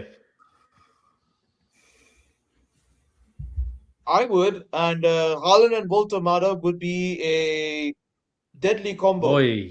Not gonna lie. Boy, imagine that. 2 strikers. A dual strike force. Ooh. Imagine that. That will destroy the league, man. It will be fair for the rest if that's gonna happen. Nah, you've You know which striker I'd be taking? Which one? A certain Dominic Calvert-Lewin, who scored a brace today as well as Haaland. Hmm. Oh yeah, Calvert-Lewin not gonna at lie. Man Calvert-Lewin's balling out. He's balling out at Leeds. He's absolutely balling at the moment, Would Calvert-Lewin. you take him at United? Probably not, no, but he's balling. So that's the thing. I mean, Yeah, I I would got take it. him theoretically, but he's a bit Does he not get older. injured every single season though? Yeah, he does. That's the thing. That's the problem. We need reliability. Too But much photo shoots. yeah, but the thing is, he's doing really well at Leeds. He scored a brace today. I had a Leeds fan who's a friend of mine who texted me, jokingly, obviously. He goes, Dominic Calvert-Lewin for the Ballon d'Or next year. Like they're all well chuffed with him over in Leeds. So it's he's they're well happy. And I think it's a bit weird in the Premier League because a lot of the time there's big expectations on these strikers coming into these clubs. You know, whether with Erling Haaland, you know, it was easier in a City side that created lots of chances. But a lot of these teams like Arsenal, like Spurs, like United, like Liverpool, they have to change the way that they play to adapt to the striker or getting used to the striker. And that kind of expectation, the graveyard shift, is because they really need to make sure that they're getting first of all, they're getting in the right positions to be able to take the shot. And second of all, make themselves available that they're able to see their teammates and say, pass to me. Because a lot of the time, if you watch, you know, Gyökeres, he will be involved in the build-up, but he won't be scoring the goals very often. It will be Saka because Saka's the star man, not Gyökeres. Whereas at City, it's kind of a well-drilled machine that they know where they can. That Haaland's strength is get the ball into Haaland's feet and he'll shoot and he'll score. And so that's the kind of, you know, setup that they have at some clubs and why the strikers work better. And at Leeds, it's the same thing. Dominic Calvert-Lewin, target man. So it's a bit. That's why I think it's very difficult, especially at Arsenal. I mean, not only that you don't get the ball into the other half very often, and play 11 men behind the ball, so the striker's an extra defender. Not just that, but the patterns of play also need to adjust for Gyökeres' strength. And when you've got Trossard and Saka, who are, you know, wingers, but they're very selfish sometimes. They'll always sometimes take the shot because they're the star people. I think that's where it becomes very difficult for these strikers. Okay, fair. All right, I want to move on to the other results. I'm quickly gonna mention the other games except the City one because I want to hear AK's view about the game. So Bournemouth drew against Burnley 1-1. Brighton Sunderland goalless draw as well, 0-0. Brentford won 2-0 versus Wolves. And then you, of course, have somebody picking Leeds United Crystal Palace over watching Everton Arsenal. Still don't get it. 4-1 for Leeds. A lot of goals. So fair, but still. But all right. City 3, West Ham 0. AK, talk about the game. In all honesty, unfortunately, West Ham couldn't. Unfortunately, West Ham weren't up for the occasion. I actually expected I expected more of a fight from West Ham, though. In certain aspects of the game, they actually had more possession of the ball, but our defense, even though they were a bit vulnerable at the back, but we were still solid, and we just managed to keep a clean sheet. Donnarumma once again, showing that why he's the world's best.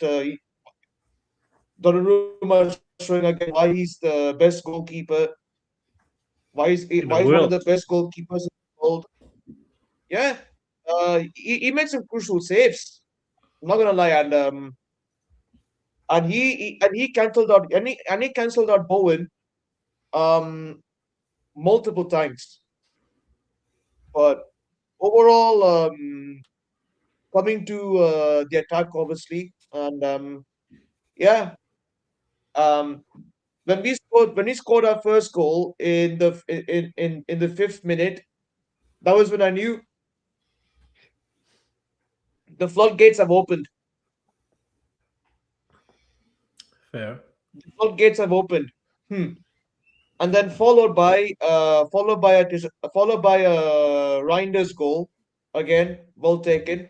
Let's go, Reinders. My Dutch player. Let's go. Exactly, Dutch. you're your guy. Dutch boy. Yeah, we need Some say he's him for better World than Cup. Declan Rice. Sorry? I said some say he's better than Declan Rice. No. Oh, yeah. Oh yeah, he said he's on par with Declan Rice. This guy. Yeah. That wasn't me. Don't worry. Yeah, AK. I've only got one red card today, not two. Don't worry. Seriously, AK. Reinders is on par with Declan Rice, apparently. He's gonna impressed. Okay. Oh my God. both of But you to be men fair, are he said he was criminal. rage baiting, so Both of you, it's both not of you worth man falling are for it. You man are criminal, man. I swear on. You want to bring this up again?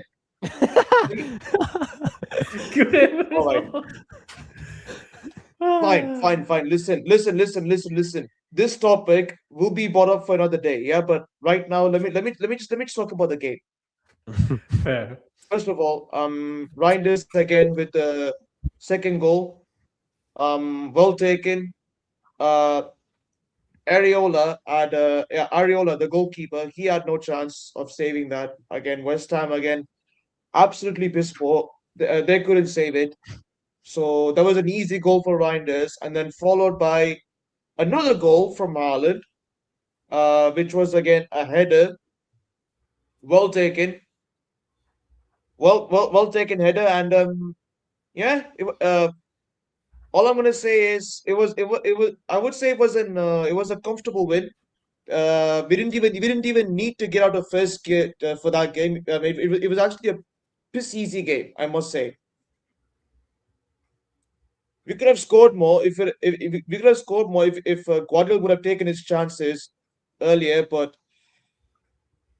it doesn't matter. It doesn't matter at the end. We still won comfortably 3-0. We kept a clean sheet, and yeah, we were top of the league until Arsenal scammed a 1-0 win at the Hilton Stadium. So Sorry, yeah, scammed a 1-0 win. What is You're a this guy- fraud, AK, man. you're calling me a fraud because you scammed a 1-0 win. Wow, How do we scam a win then? you're AK? rage bait. Yeah, bro.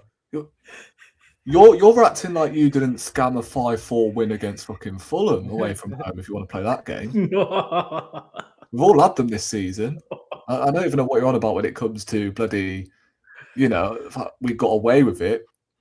Everton didn't do anything apart from one decision that I thought was probably Apart from wrong. one and I've decision, already that's admitted it. it should have been a Apart from penalty. one decision. But we've had that before though, with Gabriel Jesus, and we got told to stop complaining about it. So don't start spinning the narrative and start blaming the refs. The fact we got away with a certain decision which we didn't get a couple of seasons ago against Aston Villa, and that effectively cost us. But we were told to score more goals. Yeah, that's what we're told. Score more goals. Don't bother about the refereeing decisions. So if you want to go down that route, Again, Rory. I'm not gonna go. Look, like I said, Rory, this topic will be discussed for another day. So bin it. Just bin AK, it. to be fair, it took a 90+1 winner from Foden to beat Leeds United at home. So Oh, if you're talking about Ooh. scamming wins and Yeah. late winners, let's have a we've all scammed in the Premier League. It's happened. It's called a smash and grab. Like I think it's just was it scamming a win? No, I wouldn't say it was. Arsenal were just extremely boring. So that's what They I are gotta say. boring. They are boring. But did they have control of the game? Yes, but that doesn't mean they're either boring or not. But they did deserve to win the game. They just didn't play exactly. entertaining didn't. football. Yeah, AK, we didn't scam win, bro. Don't know where you get that from. You scammed the people that bought a ticket who wanted to watch a football game. That's the only thing you scammed. Look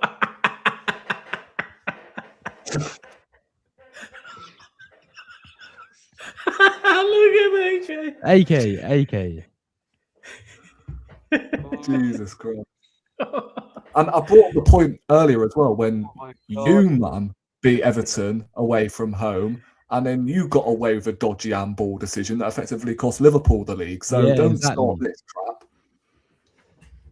I said 1-0 today, Deontay, man. Deontay knows. Big up, Dodge. Deontay. What? Oh shit! There we go. All right, then, fine. Look, I'm not in the mood today. I'm not in the mood today to discuss about refereeing decisions, blah blah blah. I mean, we can discuss that about another day. But yeah, Okay. well, 3 points. Are the Sharks We're out? just again two. Yeah, but again, just 2 points behind Arsenal, and Yeah. I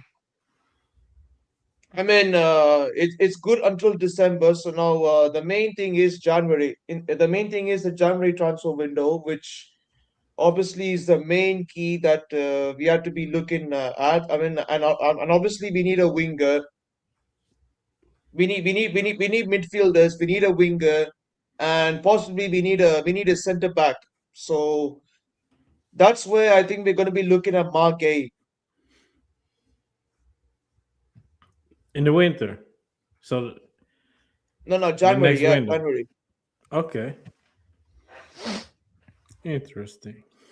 But yeah, Josh, what do you think of the City result?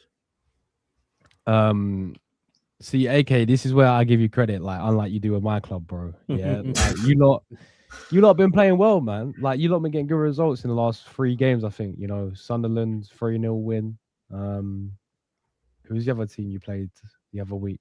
You won 3-0 before West Ham. There's another Was team it that you Bournemouth? beat. Was it Bournemouth? I swear, you beating another good team like 3-0. Oh, Palace away from home, right? That was the one. Palace. Last week. Yeah, you do them 3-0 away from home. And then West Ham, I mean, like West Ham have finished, bro, to be honest with you. Like but you still gotta get the job done at the end of the day. Like, you know, 3 clean sheets in a row. You got your machine up front, you know, Erling. Foden's been playing well for you lot. And yeah, we may be top of the league, but you've came from nowhere really. Like we were 5 points clear a few weeks ago, and then after a few games, after a few dodgy results, like Sunderland, Chelsea, Villa when we lost, that's how things quickly can change, man. And you literally went above us today as well for a short period of time. That's how like close it's going to be now. And I honestly think that we're both going to keep winning games because we've got some very big tests. We've got Brighton, we've got Villa again after Brighton, we've got Bournemouth away, which, you know, could be a bit tricky. And then, you know, I know there's a long way to go till we play again, but it may come down to that game at the Etihad, you know. I think it's in April. So, because I remember that'll be the decider. It could be, bro, because I remember the first year we was in a title race with you lot, that 8-point clear one. I think that game where we played Liverpool 2-2, West Ham 2-2. In that period, we had to play you lot as well. And I think we had Rob Holding in the team in that game because we had the injury to, I think it might be Saliba or Gabriel. And then obviously you beat us 4-1 in that game. And you lot fully deserved that league title after that season. So it may come down to that, bro. That game, you know. But I'm looking at us. I just feel like I wouldn't say, listen, you got Erling up front. He's doing his thing, right? But am I scared of you lot? I'm not even scared of you lot as a team. Yeah, I'm not scared of you as well. No, and I hear it. I'm focusing more on my on us ourselves, bro.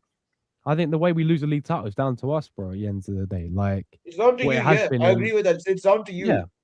Yeah, exactly. Like it has been in the recent seasons. We've not had the mentality to get over the line. You know, whether we come really close or not, right? There's always been one slip up, and that's how small margins it can be. We went on that crazy run, winning 5-0, 6-0 against Burnley, Sheffield United, West Ham. You know, winning games for fun. And then when it really mattered against Aston Villa, that one game was the reason why we lost the league that season. So I'm looking more at us than I am at you guys, to be honest with you. But credit to you lot because you've it looks like you've turned a bit of a corner. I think your next game is Forest. I think you played before us as well against. No, it's Sunderland, I think, away from home. Is it Sunderland? Yeah, away from home. Yeah, Sunderland away from home. Yeah. I think you played before us, no? On that on the because we played Brighton on the 27th. Yeah, that's the next Premier League game at home. But let me double check this. I swear it's Forest though. No, it's Sunderland. I swear it is. No, Sunderland. Unless it's a midweek game. I don't know. Foot Mob must be lying then. Yeah, they are. Red card football. They literally said their next game's. Oh no, it is Forest. It is Forest. Yeah. Yeah, Yeah, it is yeah. Forest. It is Forest. Yeah. Sorry, 27th December. Yeah, 27th it's of about December. 12:30. Michael, Yeah, you I can at swear least it was VAR something. that one. Yeah, red card gone. Do you have a yellow? Do you have a yellow? No, What do you mean it's a red card? no. I said for FOTMOB, not for anyone on the. Oh, right. Yeah, Bob's always yeah. Right, Josh. By the This way, guy, we played bro. before you. We played Yeah. before So you. this is a thing. Like, obviously, like today, for example, you got the job done. You know, before us, and you know, we was in a period where we was behind, obviously second, and then it took the pressure on Arsenal. Like that's what I was feeling before the game. I was like, now there's the added pressure when there couldn't have been that pressure because we brought it on ourselves, man. You know, we had a good gap against you, ahead of you lot. You know, but then we drop points, and then we lose to Villa, and then the performances recently have been, you know, very underwhelming. It's like getting to this period again. I get every team gets a blip, but I've seen this year in year out with this team, man. Like it's gonna come down to ourselves at the end of the day, bro. But I look at you lot. Look, this may be Pep's last season as well, bro. Like, you know, we've seen all the talk with Enzo potentially. I don't think coming in it's as a Pep's last replacement. season. No. Josh. No, hold on. So why is everyone talking about Enzo going to your club then? It's because I think he's had like a falling out with the Chelsea board, apparently, from what I'm hearing. Just because of one Why- fallout, with the owners doesn't mean that Enzo Maresca is on his way out of Chelsea. No. I don't see that. It's just But it speculation means- at this point. But if you actually like It's listen just to, speculation at this point. but if you actually read the post from Ornstein, it said that Maresca is one of the few candidates in case you let go of Pep Guardiola, or if Pep Guardiola eventually steps down. One of the few. That says enough. They're looking for a new manager. And yeah, Rory, yeah, Rory, yeah, you're looking for Rory, So on that clearly top of that, indicates that Pep's going to be leaving within a year. look, Rory, look, I don't believe David Ornstein. I don't believe it's absolute waffle. No. This guy is mad. I don't believe Ornstein one bit. No. Who do you believe then? That guy needs to stop taking up sports journalism and take up something else. Because it's just speculation. It's speculation, Rory. Pep said, of course it is. Pep said he's not leaving. He isn't leaving. Oh my god! I'm told not his leaving. website. AK, I've got a question for you. What's Oh your my sauce? What's your sauce that you use? I mean, Yeah, I know. Ketchup, Have you mayonnaise. seen Romano? Barbecue sauce, mate. Barbecue Yeah, sauce. If you're Team barbecue, Romano, that's the I'm- one. I'm HP leaving sauce, this mate. stream. Oh, ASAP. HP. Yeah, there we go. what do you rage? No. Look, AK, why don't Actually, you take Ornstein's job? You send me like a little email, be like, nah, mate, I can do better.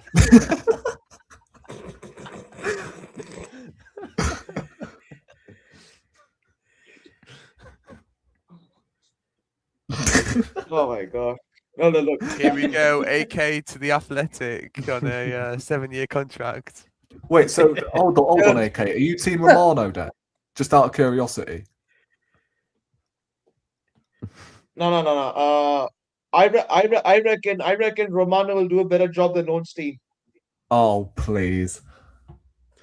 Yeah, but You've got to be taking. Ornstein Like, is only tweeting like once, twice. you He prefer talks about Romano over flipping Ornstein. This whole time of, you know, before the Ballon d'Or, he's there telling us who's won it and shit, and then he's telling us all of like the build up to transfers. You prefer that over Ornstein's bombers, yeah? Let's let him answer. Let's see who AK gets his sources from. Which Tesco? Come on. I mean, look, go to Haters TV. There'll be Haters TV. They'll be doing post-match conferences. They'll be doing post-match conferences for all managers after the game, and that was after the West Ham game. He said that. Do you trust I believe do you trust Indicalia more than Ornstein? I mean, about the Rodrigo news. Look, I was once. I was actually initially. I initially thought that Indicalia might be onto something, but nah. Pause. Now I don't. I don't. What about the guy? What's his name? John from Twitter. I heard he's pretty good. This guy. John? I've never heard of that guy. Yeah. You know? Like John I've 1, never 2, heard 3, of that 4, geezer, 5. no. I've heard he knows his transfer stuff. I don't know. John. Yeah, it's just some random. That's guy not really on a Twitter. journalist like name, is it? What the fuck is John. this? John. Just some John- random guy. Oh on wait, Twitter. John Sullivan or something.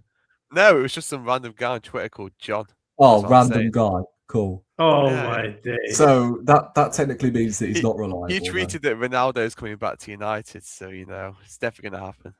Because John on Twitter said so. Oh yeah, let me just drop him a follow real quick. A-star sauce.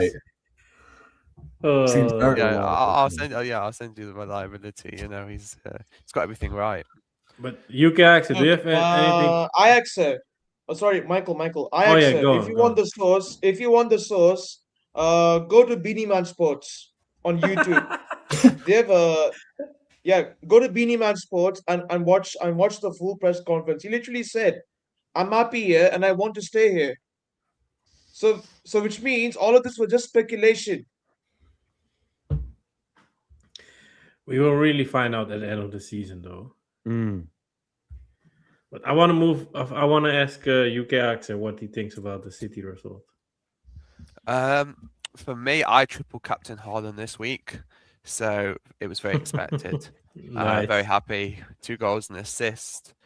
Doing pretty well in my FPL. I'm currently running second in my league, so I need to nip the top spot. And this was for me the game to do so. And yeah, I think West Ham are absolutely terrible. Absolutely terrible. I mean, their last form is a lost, draw, lost. I mean, the thing is, we drew to these, man.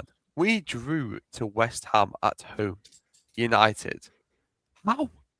How is that even possible, man? They're so bad. So bad. Yeah, it's a shame because I've always quite liked West Ham as a club. Oh yeah, before you I go did. on, Josh needs to go. So Josh, thanks for being here. Big up. Thank People, you. his Josh. link is in the subscription. Big up, so Josh. Subscribe. Nah, thanks for having me on, Michael. Big up, No problem. big up you every single time, bro. No problem, bro. Nice to meet you as well, UK Axa, bro.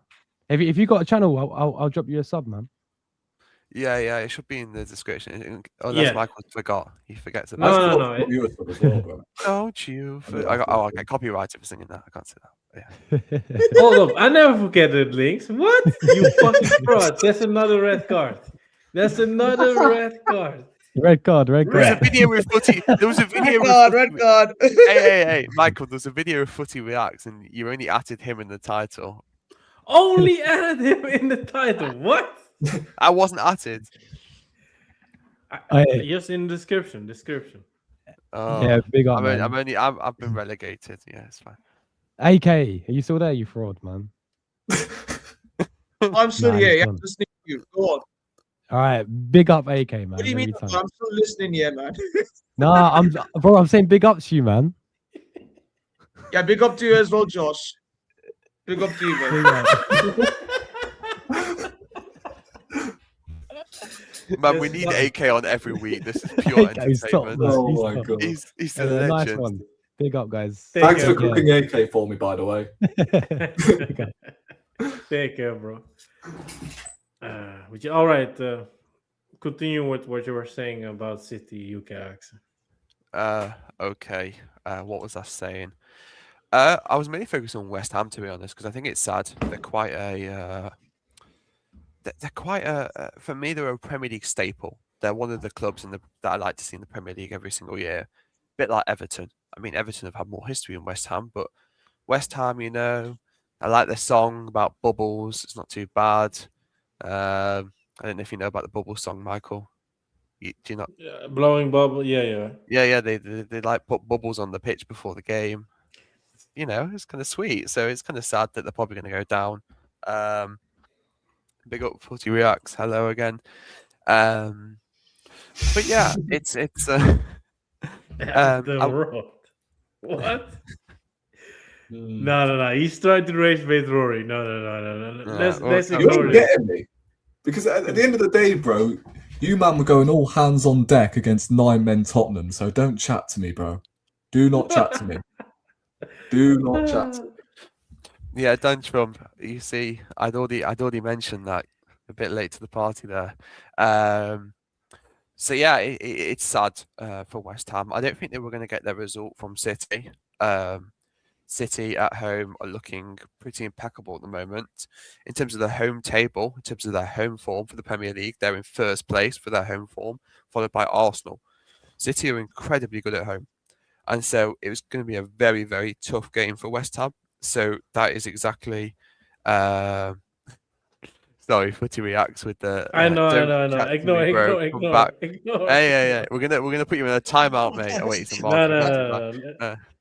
I'm only joking. But yeah, Man City, they just look at home like a side you just don't want to play City away at the moment. But yeah, we've talked a lot about City. So just looking at West Ham's next games, they've got Fulham at home in the Premier League. These are the games they really have to be winning, to be honest. They've got Brighton after that. They're playing Wolves away. That's the only time I really think they're going to be able to pick up points. So I worry about West Ham. The thing is a question for you guys. Do you think West Ham will be in the category of too big to go down for the Premier League? I mean, they've got a massive 55,000 seater stadium. Correction, bowl, but it's. No, I think eventually they will. I wouldn't class that as a fucking stadium. Trust me. Yeah, I mean, it's still. Fans don't like it. If you've got a fucking racetrack in your fucking stadium and you can barely see the pitch, I would not class that as a stadium. So, to be fair, I think if I was going to choose someone to go down, it would probably be West Ham, because not just, the stadium and the fact, if at any point I would go to their shitty stadium where you can barely see the pitch, it's just the fans. It's the fans, bro. They're mad.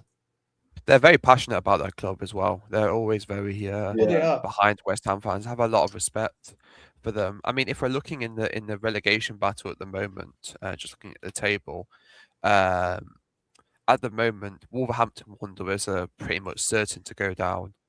Yeah, it's going to happen. Burnley, they have been in the Championship.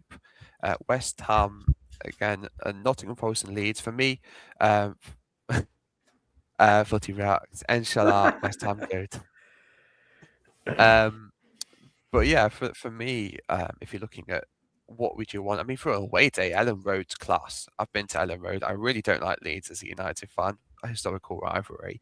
But you choose to watch Leeds instead of Arsenal. Actually, I chose to watch Brentford. Crystal Palace. So I went to interesting. But to be fair, Leeds are entertaining. The rivalry is there, yes, still, but Leeds games tend to be entertaining. I mean, I've been to a Leeds game. And the atmosphere at Ellen Road is a class stadium, and they got a lot of passionate fans, and I'm friends with a lot of Leeds fans. Wait, hold up. Where you were sitting in the home? I was a neutral. It wasn't against someone that we were like. So a Man United fan went to a Leeds game as a neutral. If I've got free tickets, I'm not taking them down, Michael. I can't lie. Interesting. There's no problem with that, man. There's no problem with that. Rory, would you go to a Chelsea game as a neutral? A Chelsea game? Yes, as a neutral if you got tickets. Nah. Interesting. Would you not go to like I don't know, maybe like Chelsea, Liverpool? Bro, the thing is, Michael, right? I will spin this question back at you. Would you go to a Feyenoord game? No, As I a- agree with you. I don't agree with okay. the UK Ajax. I agree with you. Oh, right. I don't really see a problem with it. To be honest, it was a championship game. First of all, it wasn't even in the same league, so But they are your rivals, right? they are, yes, but they're not really rivals anymore because of it's a historic rivalry. So it's like if you were to, I mean, just to explain a bit for the viewers, Manchester United versus Leeds. They were seeing a lot of games. We all hate Leeds scum. But the thing is the rivalry is so old that it's not really. Why would you go to another team unless it's like a UCL final or World Cup? Free tickets. That's why, mate. Free tickets. Footy rats. But yeah, that's the man went to Leeds game but supports Yeah, United. that's just mad. It's for me. I can like football. I don't really By the way, see. what's my guy saying in the chat as well? Rory, no response when it comes to trophies, I've noticed. What Yeah, is he was going saying on this. here, bro? I was just bro, talking about your shitty club right now. The fact you managed to just about scrape past bloody 9 men's Spurs, and then you end up bloody bringing up trophies. Like, fairs, you know? At the end of the day, right, we're the 3rd biggest club in England. Hold that. So, you know, when you're trying to tell me, you know, come back when you've won a title, when we've won 13. So, you know, hold that in it. That's my Yeah. response. Bosh. Yeah. Yes, this needs to Yeah, let's happen. get it on, bro. Let's get it on. This needs to happen. But yeah, so the thing is like if I look at it pragmatically with like someone like Leeds United, it's kind of like I always admire smaller clubs, and for me they're a much smaller club now than United. It's a bit like it's not quite as intense as like Newcastle Sunderland if you're doing that kind of rivalry. It's more like a rivalry of Manchester United versus Manchester City, but in the 70s, for example, when it wasn't quite, when City weren't very good, or they were a very poor side. It wasn't seen on as much. So yeah, I mean, I respect the fact they are a rival, yes, but they can't really be classed as like another Premier League. So okay, if Footy Rex is going to No, not an game. Everton. No, not an Everton. Yeah, game, that's like, come on, bro. It's not an Everton You're game. wrong Because if they're you City go rivals. It's a historic rivalry, man. There's no problem with going to a football game that's in a championship game because you're going with, you're offered to a free tickets. rival game, yeah. It is a fucking problem, trust me. So what? So if I can Unless- if you don't celebrate the goals and you just sit there and just watch a game of football, is that Yeah, a problem? listen, if you can't get a ticket to the game because away tickets are going mad. No, it wasn't then, against United. Fair enough. But like, if you're going as a neutral to a rival's game, it's like when your team's not playing, it just doesn't make any sense, bro.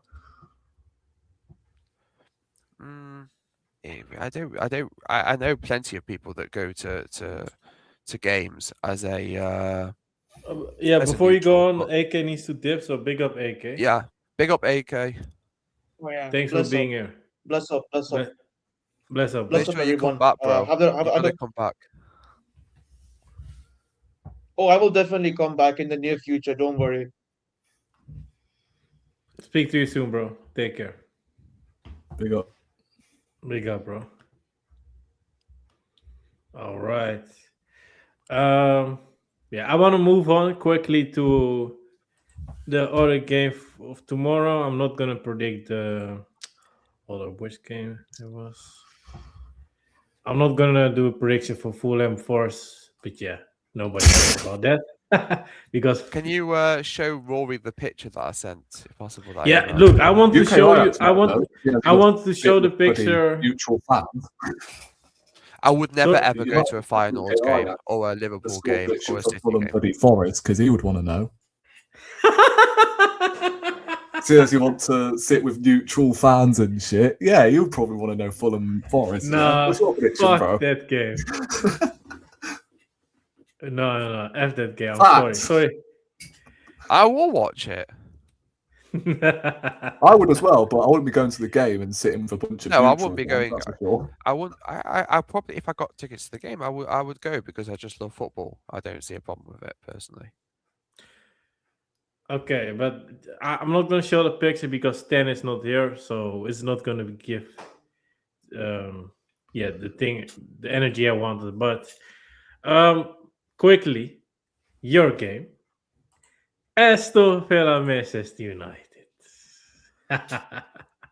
What do you think? I predicted the last one correctly. I'm trying to Draw. forget that this game's happening. To be honest, I can't stand watching United at the moment. It's difficult to watch them. For me, I struggled to get behind. I mean, I got slated on the last live show because I said for me, Amarin needs to go, and I got called deluded. I mean, I don't know what you would say about that, Rory. I'm sure you'd probably back me up on the fact that it's not a bad take to say that Ruben Amarin needs to go. You know, hold up. You mean the match reaction? Yeah. I got yeah. slated. I got slated in the comments. Oh, you're deluded for saying Amarim out. Why? He's got a 47% win ratio, and if he loses tomorrow, it goes down another percent. Yeah, he should have gone after that Europa League final. For Exactly. Me. Thank you. You can't be losing to a final against Tottenham. Why would I get a name change if for a United game? I don't. Oh my god! I don't think it's that deep for three hours. No, yeah. You know what? I remember going to a Leeds match. You know, it was Leeds Arsenal, and because I had an Arsenal phone case, there were a bunch of Leeds fans behind me, and I was sat in the home end, and they saw the bloody phone case. So I think it may have been the phone case or the wallpaper. I can't remember. It was like 2 or 3 years ago, and then I was told, "Rory, shit, put your fucking phone away." And I'm like, "Why? Why?" Like, because there's Leeds fans behind you that can see your bloody phone screen. I'm like, "Oh shit." So, yeah, trust me, it's not safe. It's not safe sitting with a bunch of Leeds fans. Don't worry. I've experienced that before. I was with a bunch of mates that were Leeds fans, so it was completely chill. Like they knew I was a United fan, but they asked me to come along. So I do as well. Yeah, exactly. Fine. Like, yeah. Footy Rats, let's move on, okay. Back to the United game. Yeah. I forgot what I was gonna. Yeah, I've lost my train of thought. I mean, that's because they played today. That's because they played today. Oh, God. That's mad. Man, yeah. So what, Lito on there? You got Arsenal because Spurs were on there. Does that mean I'm a Spurs fan as well? Doesn't matter. The reason my camera hasn't come yet. I need to get a camera. I don't have a camera at the moment, but when I do, yeah, I will. But for now, I just have to make nice backgrounds to look at, and I just put in some of the teams that played today, or all the teams that won or lost. I can't put all the clubs in there. Why not put a Palace?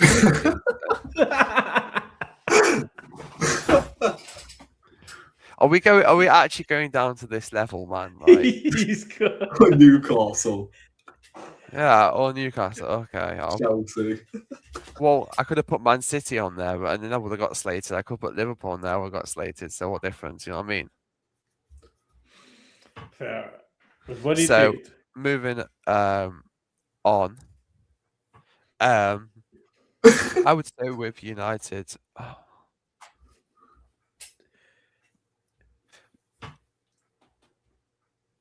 No, ignore the chat. You're watching Can we turn slow mode on? Because it's like just go to private. No, I know.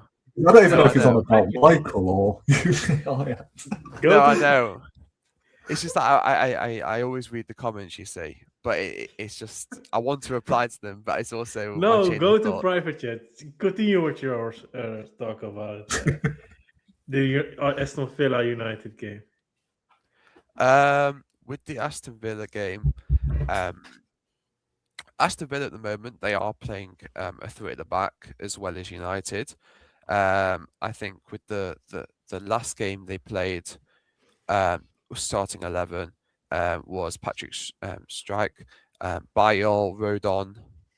Oh no, apologies, that was Leeds because I had Leeds on there. That's hilarious.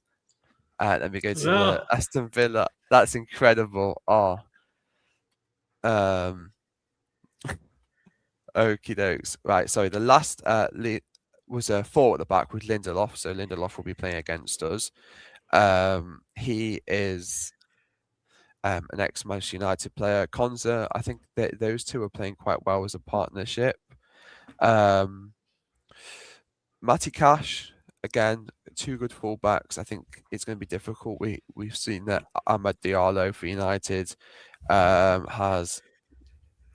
Man, you're all laughing. It's impossible for me here.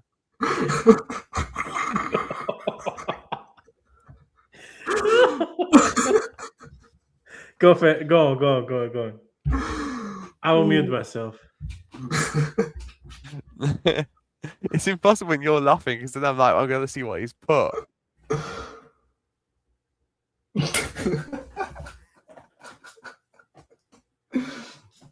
Oh my god.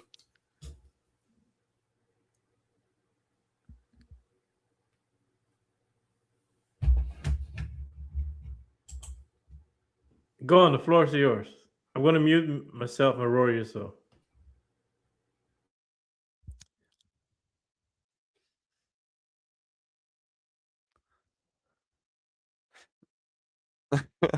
Floor is mine. Sorry, I was reading that. Rank.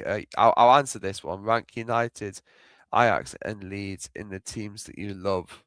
Well, you can answer that for yourself. Footy Reacts. You can answer that for yourself. Technically, my third team, if I had to pick one, it's not Leeds.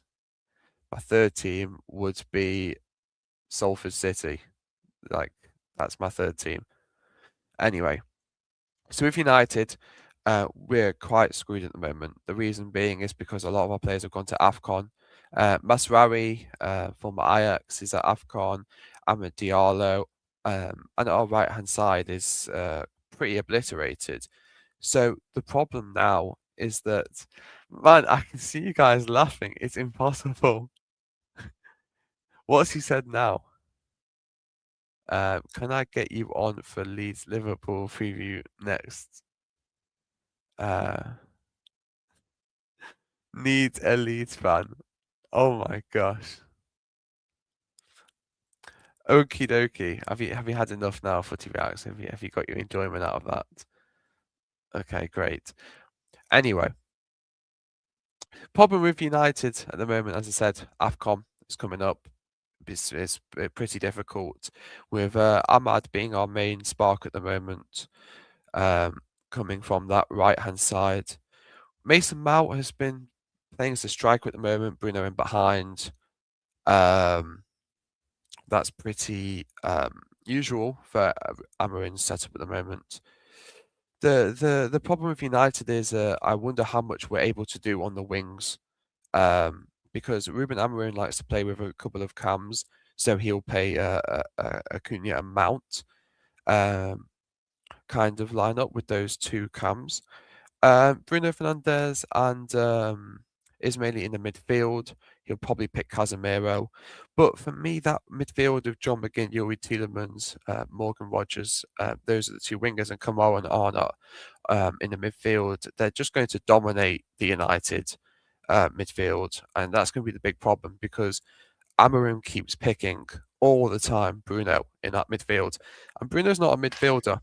And so it's going to be a difficult battle because Kamara and Arna, but I believe just checking that they are going to be, yeah, they're going to be very difficult. I was just checking they're not out injured, but I think that's going to be difficult. And Ollie Watkins as well. I struggle to see how United get a result in this one. I think sometimes the players of United, they just turn up. And yeah, they just turn up when it comes to these big games. But I really do worry because I think players that tend to play against United of former clubs, and especially it being Victor Lindelof as centre back, I'm just worried that he's going to put in an absolute star performance and they're going to keep a clean sheet against us. I think that will be, pretty heartbreaking. But yeah, my prediction, I think if I'm being sensible, I think I'm going to have to say it will be 2-0 Aston Villa.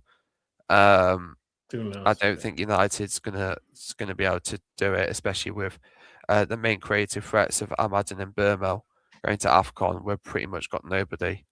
So yeah, I think it's going to be extremely difficult on that. But I don't know what you guys think, to be honest. Yeah, for me, my prediction is Aston Villa 3, United no.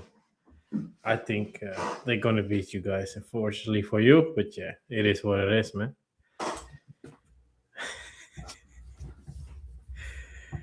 Nothing. What do you think, Rory? What for the Villa Man United game? Yeah. Well, if Villa don't annihilate these lot, then I don't know what to say. Man United may have a decent record against Villa lately, but they still, considering the form they're in, they've got to be wiping the floor with Man United here. Well, maybe not wiping the floor because it's Man United and you don't really tend to see them get annihilated, but I expect Villa to absolutely dominate them.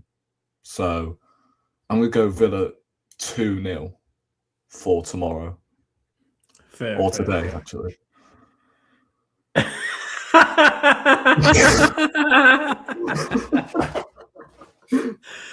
Oh my god. All right, guys, I'm going to end the show. Before I'm going to end it, Rory, tell the viewers what they can expect on your channel. Yeah, firstly, appreciate with the invite again, my bro. No problem. It's been lit. You can obviously find me Red RD. Do match reactions, and I'll do live shows, which is going to be every Monday. So there should be an Arsenal all-out show Monday where we're going to obviously discuss the Everton game, the Palace game on Tuesday, and then maybe the Brighton game at the weekend as well, seeing as it's Monday, innit? So that's basically it. But big up obviously the chat, big up Michael and Thanks, the rest of the panel, everyone who came on. So yeah. Yeah, it was a nice show. 2 hours and 2 minutes. I'm seeing almost 3 minutes. UK Action, do you have anything planned on your channel?